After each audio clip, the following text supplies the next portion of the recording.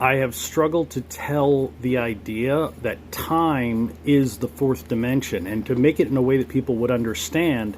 It's been hard to get that under a minute. This morning, TikTok gave me 3-minute videos, so please stay till the end. I know it's hard to understand, but I think you'll find it enlightening, and I've made this as I think I found a way to explain it to people who've really struggled to understand the fourth dimension.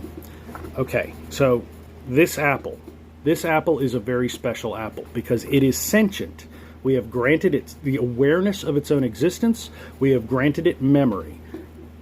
However, it can only perceive in two-dimensional space. Okay, so how does it see itself? And some people would say, like a picture or a photograph or a reflection in a mirror. Those are two-dimensional representations of three-dimensional space. This object doesn't understand the third dimension, so representing the third dimension won't mean anything to it. It can only perceive in two dimensions at a time, so it must perceive itself in two-dimensional slices of itself. Okay, so those slices, as it explores its own existence and moves across itself, it will actually be, to its own purpose, that slice. So in the beginning, it is just a bit of skin. It doesn't see itself, that bit of skin, as being part of a larger whole. It sees itself as being a bit of skin, and that is what it is. And then, as it explores itself, it sees itself as growing and changing, and then coming down. We, of course, know, no, it's just a piece of you. It's not the whole.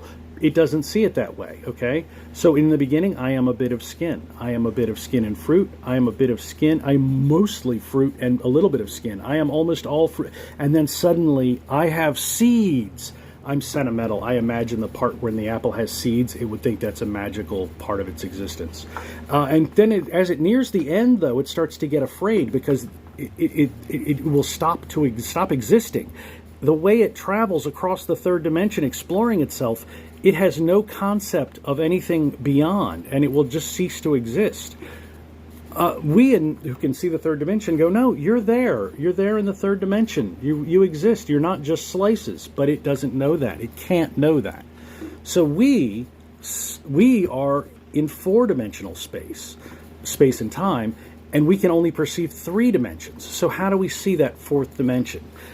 We see it in three-dimensional slices.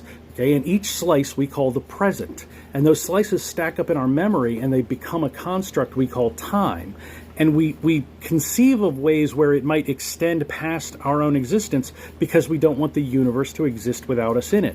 But all of us has always been in all of the universe.